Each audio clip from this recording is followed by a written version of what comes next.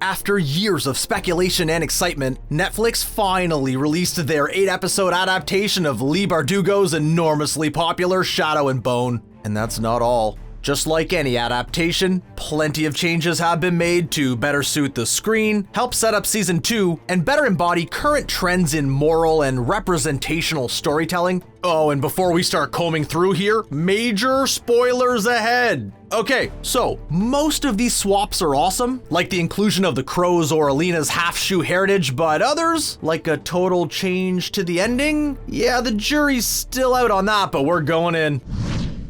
Easily the biggest and most anticipated and most successful change made during the adaptation from book to show is the decision on the part of both Netflix and Bardugo to include the protagonists from the author's other lauded series, Six of Crows. This means that the 3 key members of the Ketterdam Dregs, Kaz Dirty Hands Brecker, Inej the Race Gaffa, and crack sharpshooter Jesper Fahey. Shut up, Jesper.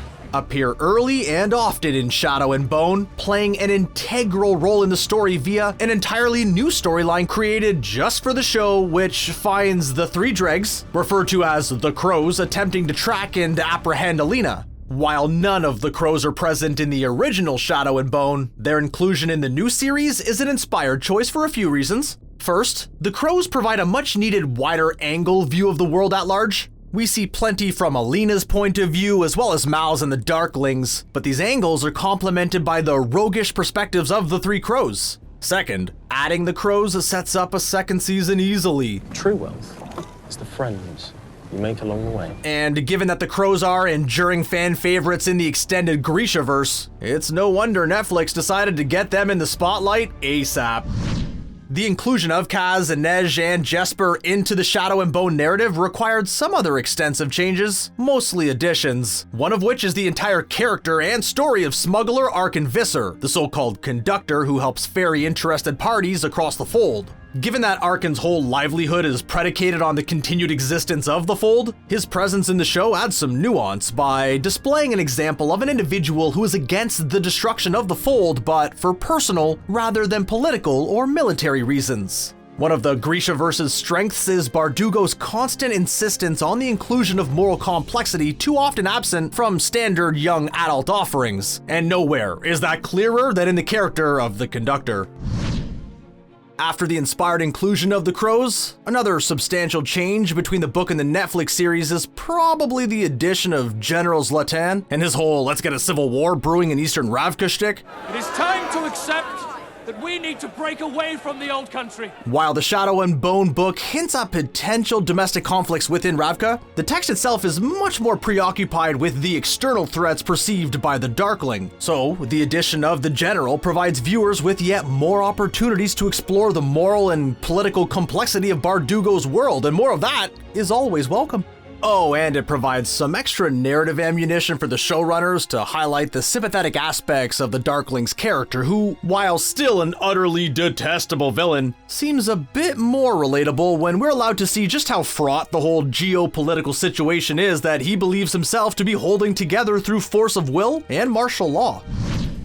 Next up is my favorite change made to the series. Protagonist and sun-wielding wonderkind Alina Starkov has been subject to a change in heritage with profound implications for both the story and the character herself. Where in the original text, Alina is depicted as what everyone seems to describe as a mousy Caucasian girl, in line to some extent with the Eastern Europeanish setting of Ravka, in the Netflix series, she's presented as being half Shu. In the Grishaverse, the Shu of Shuhan are analogous to the Chinese cultures, which endured uneasy periods of conflict, peace, and racial tension with real-world Ravka equivalent Russia for centuries. What does that mean for the show? Well, for starters, it means that Alina is played by the absolutely marvelous and eminently capable actress Jessie May Lee, which is a complete treat for audiences as she brings pathos, humanity, and nuance to the character with a standout degree of professional grace. Even more importantly, and having so competent a leading performer is no minor thing, Alina's Shu heritage in the show creates opportunities for the showrunners to explore more deeply the complex racial relationships and prejudices of the people of Ravka, while also doubling down on a more believable way on why Alina is shunned or distrusted by so many of the people around her. I think that this change, more than any other, is elegant, exciting, and timely. While I'm partial to the reveal of Alina's Shu ancestry, long-term fans of the series might be more delighted by the news that Mal, Alina's non-Darkling love interest, friend, comrade, and utterly unbearable toxic man-child in the books, has received a moral facelift. He is now, for one thing, tolerable, but honestly, the show does such a decent job of shredding Mal's possessiveness and overall, yuck, this dude is exhausting factor that his eventual pairing with Alina feels, well, more than genuine. It feels acceptable, even natural. One of the most common complaints about the book is that Alina's decision to end up with Mal felt naive at best and unbelievable at worst. The new, maybe not a total dingus Mal is a lot easier on the stomach and heart, as well as the eyes. Several more characters technically present in the background of the Shadow and Bone 6 of Crows timeline have also had their stories merged or actively depicted within the Netflix series, a la the Crows themselves. In this case, the subplot involving witch hunter Mathias and condemned Grisha Nina, their shipwreck, and the subsequent ordeal as they learn to trust each other has been made upfront and explicit. Even though these characters technically take place during Shadow and Bone, the characters themselves and their story are not revealed in the books until 6 of Crows itself. However, the decision to dispense with their backstories quickly lets Netflix and Bardugo line up Nina and Mathias to glide seamlessly into their roles in Season 2. Oh, and it also further goes to show just how much the producers have been able to squeeze into a pretty short-run series without it feeling bloated. It's only 8 episodes. Nice. Okay, so one of the most important characters to the story of Shadow and Bone is the villain, General Kirigan, aka the Darkling, aka the Black Heretic. Follow. While the casting of Ben Barnes is as inspired as it is likely to have been the result of him sharing a Tumblr post with the showrunners, the character of the Darkling sees some changes in his shift to the screen. First, there's his name. The Darkling isn't referred to as Kirigan until after the events of the first book. Much more importantly, though, is the change to the villain's backstory. Instead of forcibly changing innocent women and children into becoming the first Volcra when he created the Fold, as he does in the book, the young Kirigan in the series is shown to have created the Fold somewhat by accident upon being overcome by rage and grief after witnessing the brutal execution of his beloved. Instead of women and children, it's some random soldiers that get Volcratized, and this is supposed to paint the General as a slightly more sympathetic character the same way that Zlatan's story does. Even though the Darkling is, well, the Darkling, and even though his contemporary actions are beyond reprehensible, the show has gone out of its way to bring as much humanity to Barnes' character as possible. This comparative softer touch makes another change in the series more believable. Unlike in the book, where Alina is clued into the Darkling plan to hunt down the stag to amplify her powers by the Darkling himself, like he literally tells her his plan, only leaving out the bit where he planned to also use the stag to control her. In the series, there's more plot conveyed in scenes without Alina present at all, and the result is that she does not find out about the Darkling's plot until much later.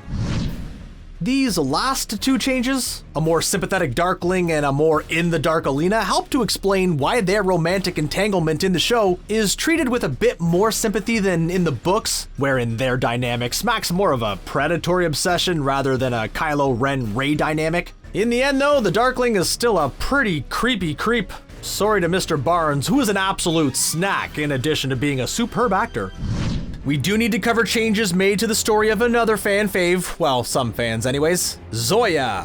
While her backstory and eventual defection to Team Sun Summoner occurs in both the show and the book, the series front loads her arc quite quickly, definitely setting Zoya up for a more prominent role in subsequent seasons. Yeah.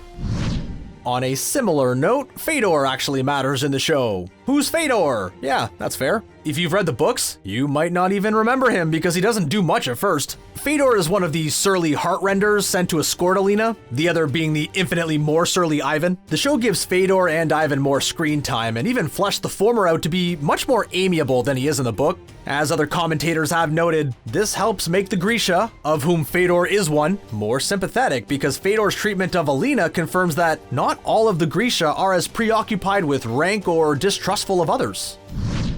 Next up, Marie pulls a Padme at the Hogwarts Yule Ball. Just kidding, well, sort of. In the books, the character of Marie does eventually die, though that waits till book 2. But in the show, her death is moved forward and made the subject of a minor subplot, wherein she pulls a Padme in the sense that she pretends to be Alina's body double during the lavish winter fete, and then gets assassinated by Arken. Yikes. Remember, kids, imitation is only the sincerest form of flattery provided it doesn't get you killed at a party. Ghosts are what we need to be for a while. The ending is way less bleak. Oh yeah, seriously, in the books, Alina abandons everyone aboard the skiff to their deaths in the fold as recompense for refusing to ally with her against Kirigan, except for Mal, who she saves, of course. It's some real anti-hero business and sets up Alina's arc for the next book really well. Netflix dispensed with the original ending, however, and instead, it's only Kirigan who's abandoned by Alina, who helps all the others aboard escape a grisly fate. Honestly, I've got mixed feelings about this change. On one hand, the director claims that the change was made because most of the folks aboard have started collaborating with Alina in one way or another, and so the swap is justified because of teamwork. On the other hand, what happens when a character's depth in the form of their bad decisions as well as their good ones is muted in order to depict a more morally spotless heroine? There's a risk of undermining the ethical complexity that makes Bardugo's work so compelling. Also, it does feel a tad like Alina had to save everyone because the producer was standing off stage hollering that if she left them all to die like she does in the book, recasting everyone for season 2 would be unfeasibly expensive.